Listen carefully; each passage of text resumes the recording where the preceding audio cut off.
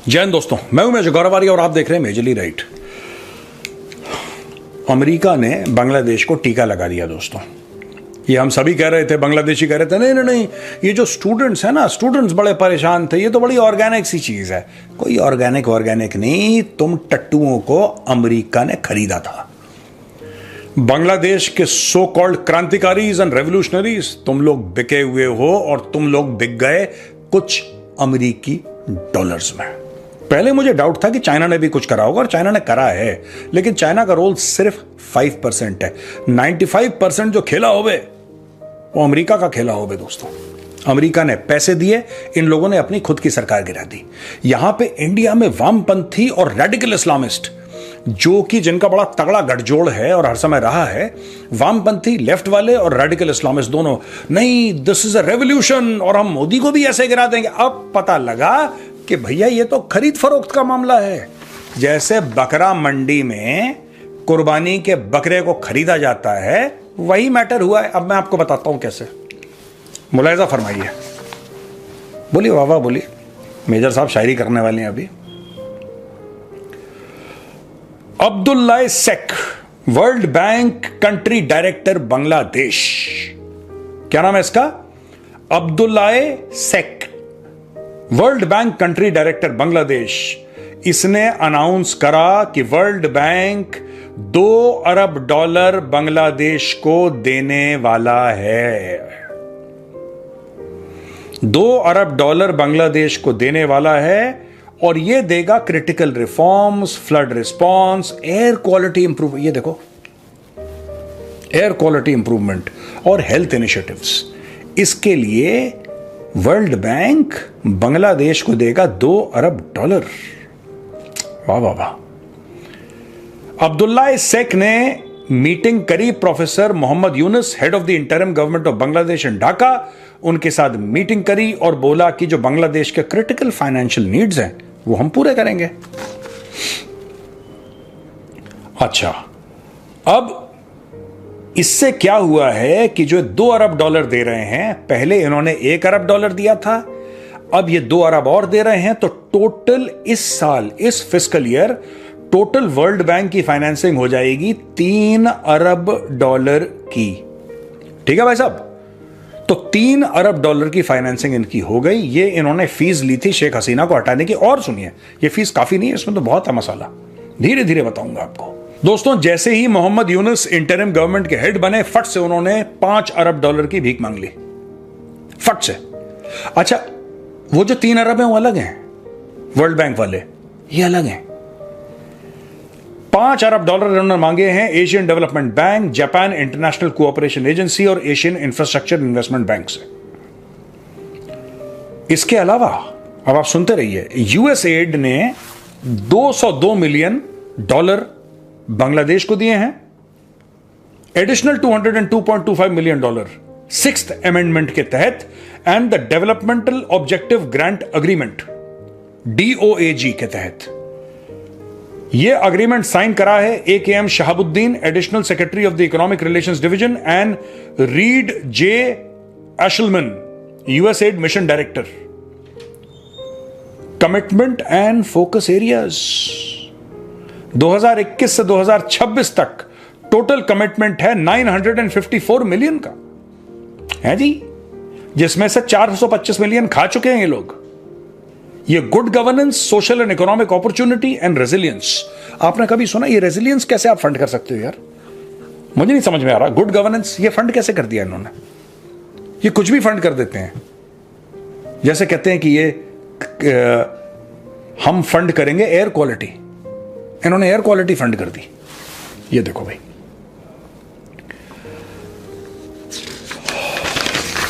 भाई साहब, हम नहीं बोलते थे आपको कि सारा का सारा ये जो टंटा है सब अमेरिका का करवाया हुआ है? नहीं नहीं नहीं, ऐसा नहीं है। वो तो स्टूडेंट्स थे, वो तो बांग्लादेशी स्टूडेंट्स थे जो विद्रोह में। अबे कोई विद्रोह नहीं, सब बिके हुए टट्टू हैं। ये लोग कह रहे थे कि साहब बांग्लादेश में जो मुक्ति वाहिनी, जो इनके फ्रीडम फाइटर थे, उनके बच्चों को रिजर्वेशन नहीं मिलना चाहिए। हम रिजर्वेशन के खिलाफ सड़क पे आए हैं। किसको बेवकूफ बना रहे हो? 2020 में रिजर्वेशन खत्म हो गया था, 2020 शेख हसीना की सरकार ने रिजर्वेशन बंद करवा दिया था। उसके बाद एक बांग्लादेश की हाई कोर्ट ने बोला कि नहीं नहीं, रिजर्वेशन तो होना चाहिए, रिजर्वेशन होना चाहिए। क्यों? क्योंकि मुक्ति वाहिनी के जो बच्चे थे, उनके वार्ड्स थे, जो भी थे उनके फैमिली मेंबर्स, वो गए कोर्ट के पास कि साहब हमें तो मिलना चाहिए, हमारा अधिकार है। तो लोअर कोर्ट ने बोला कि हाँ इनको मिलना चाहिए, शेख हसीना की सरकार वापस इनको रिजर्वेशन दो। उल्टा शेख हसीना ने बोला कि नहीं, हम नहीं देंगे, और शेख हसीना की सरकार सुप्रीम कोर्ट गई थी ये रिजर्वेशन कैंसिल करवाने के लिए। समझ रहे हैं? फिर भी ये लोग सड़क पे आए, फिर भी जमाते इस्लामी सड़क पे आया, फिर भी ये स्टूडेंट सो कॉल्ड सड़क पे आए, फिर भी इन्होंने प्रोटेस्ट करी और बोला कि शेख हसीना तो वो थी जिसने बंद करवाया था 2020 में। फिर ये लोग उसके पीछे पड़ गए। तो moral of the story is कि भैया जब आपने डॉलर चख लिए तब आपके साथ यही होगा, आप यही काम करोगे, देश के खिलाफ गद्दारी करोगे आप, और गद्दार निकले ये सब के सब। इनके स्टूडेंट भी गद्दार निकले बांग्लादेशी, और इनकी आवाम जो भी प्रोटेस्ट कर रही थी वो भी गद्दार निकली, और इनके जो टॉप लोग हैं वो तो गद्दार हैं। ये लोग आजकल पाकिस्तान से बड़ा इंप्रेस्ड हैं, पाकिस्तान से बड़ा इंप्रेस्ड है कि हमें पाकिस्तान से न्यूक्लियर वेपन चाहिए, हमें पाकिस्तान से ये चाहिए। सबसे पहले इन्होंने तो पाकिस्तान से भीख मांगने का हुनर सीख लिया है, और पाकिस्तान जैसा इस मामले में टीचर है नहीं भीख मांगने में। पाकिस्तान के पास तो ऐसी ऐसी ट्रिक्स हैं भीख मांगने की कि जिसके पास पैसे ना हो वो लोन लेके पाकिस्तान को भीख दे दे। पाकिस्तान मांगता है इतने, जिसको कहते हैं ना कि सेल्फ कॉन्फिडेंस के साथ भीख मांगते हैं, वही सेल्फ कॉन्फिडेंस इन्होंने बांग्लादेशियों को दे दिया, बांग्लादेशी को भीख मांगने काम में लगा दिया। अब ये लोग भी भीख मांग रहे हैं।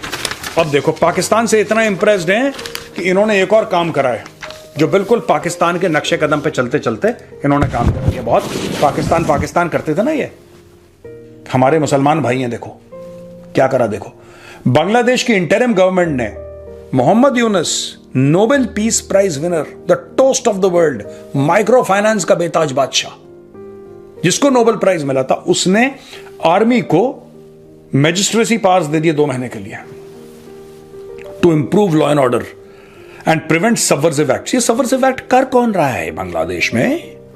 जरा कोई ये तो बताए बांग्लादेशी कि लॉ एंड ऑर्डर कौन कर। भाई शेख हसीना को भगाना था भगा दिया, हिंदुओं को मारना था मार दिया, उनके मंदिर तोड़ने थे तोड़ दिए, जो शेख हसीना की पार्टी के जो और लोग थे जो पावर में थे जिनको मारना था मार दिया, उनके घर जला दिया। अब क्यों दंगा फसाद हो रहा है वहां पे? I don't understand. अब क्यों दंगा फसाद हो रहा है? This is what I am not able to understand. The Ministry of Public Administration issued the notification on Tuesday with immediate effect giving these powers to commissioned officers of the army. 60 दिन के लिए army officers बन जाएंगे special executive magistrates. देखो Section 17 of the Code of Criminal Procedure or CRPC, which awards army officers the status of Special Executive Magistrate, says these officers shall be subordinate to the district magistrates or deputy commissioners. They will perform duties under section 64, 65, 83, 84, 86, 95, 2, 100, 105, 107, 109, 110, blah, blah, blah, blah, blah. वाह, क्या बात है। Various powers including orders for arrest and detention, execution of arrest warrants, issuance of search warrants, fining for misconduct and minor offenses, exemption from bail, यानी कि हाय हाय हाय, यानी कि जो ये कू है भैया, ये बांग्लादेश में कू हो गया है।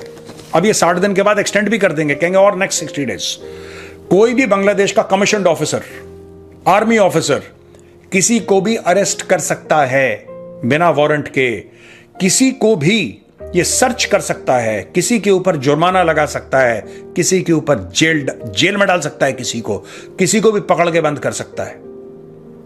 ये पावर आपने बांग्लादेश की आर्मी को दे दी है। और यही लोग कह रहे थे शेख हसीना डिक्टेटर है। होगी, बिल्कुल होगी डिक्टेटर अगर आप लोग कह रहे हैं तो। लेकिन ये क्या है फिर? अगर शेख हसीना डिक्टेटर है और जो मैं कह रहा हूं होगी, पक्का होगी, नो प्रॉब्लम, ठीक है।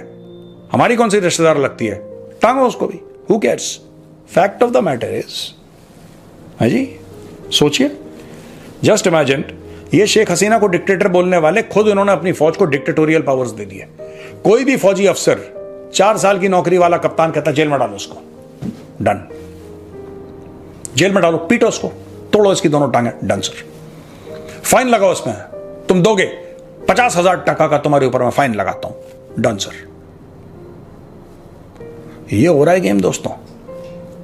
अब शेख हसीना को भागे हुए कितना टाइम हो गया बांग्लादेश से, राइट? कितना टाइम हो गया? सब कुछ करे हुए कितना टाइम हो गया, अभी भी बांग्लादेश में फसाद चल रहा है। मुझे तो यह लगा था कि शेख हसीना भाग गई तो फसाद बंद हो जाएगा, क्योंकि प्रॉब्लम शेख हसीना के साथ थी। उसकी सरकार गिर जाएगी तो फसाद खत्म हो जाएगा, क्योंकि प्रॉब्लम उसकी सरकार के साथ थी। अब प्रॉब्लम किसके साथ है मुझे यह समझ में नहीं आया। कोई कमेंट्स में ये लिख के बताए कि प्रॉब्लम है किसके साथ यार, अब फसाद किसके साथ हो रहा है यार। अब ये जो सबवर्सिव एक्ट्स की बात कर रहे हैं कि अभी भी लोग सबवर्सिव एक्ट, ये कौन है जो सबवर्सिव एक्ट्स कर रहे हैं बांग्लादेश में? आपको बांग्लादेशी फौज को मैजिस्टीरियल पावर्स देने पड़े। अब 4 साल की नौकरी वाला कप्तान बोलेगा कि अरेस्ट करो इनको, सबको अरेस्ट करो, जेल में डालो, फाइन दो। यहां से बांग्लादेश का मैसिव करप्शन शुरू होता है। और दोस्तों, बांग्लादेश में आप मान के चलो मिलिट्री coup हो चुका है और मोहम्मद यूनुस सिर्फ एक मुखौटा है, विदाउट एनी अथॉरिटी और पावर। The real power. हमारे वीडियो देखने के लिए धन्यवाद। वीडियो पूरा देखें।